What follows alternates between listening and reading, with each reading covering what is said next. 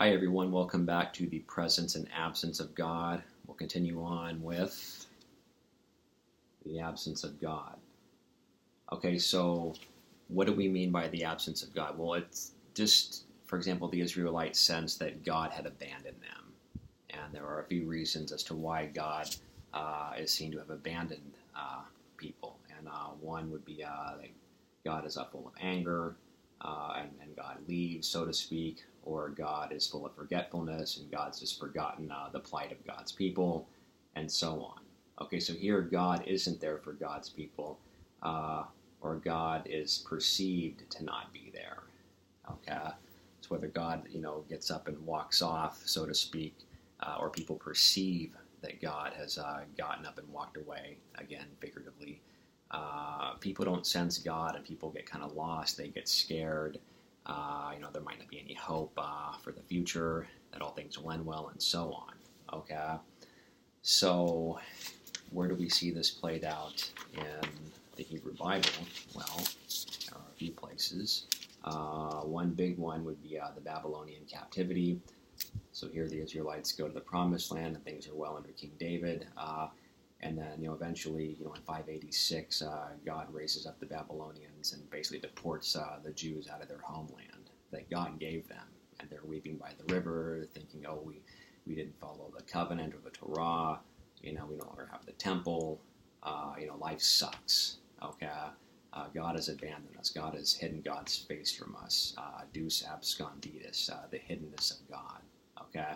We also see this individually and the Psalms, where the psalmist is, asking why God's hiding God's face, and so on. And also we see it in the book of Job, where Job wrestles with the question of, why bad things happen to good people, and, is there any, divine plan going on here? What is the meaning of all this suffering? I've done nothing wrong. Where is God?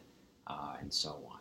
Okay, so here God isn't there, or is perceived, okay, as not being there. Okay, so this is really prevalent in the Hebrew Bible, not so much in the Christian Bible, as scholars have pointed out, but there is some of the absence of God in the New Testament as well, and we see this in the Christian Bible, the New Testament.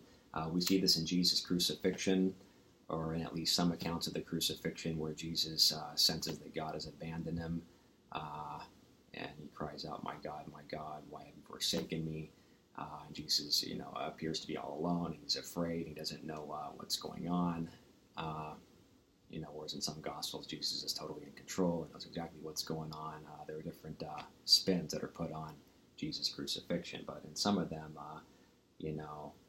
God definitely appears to be absent.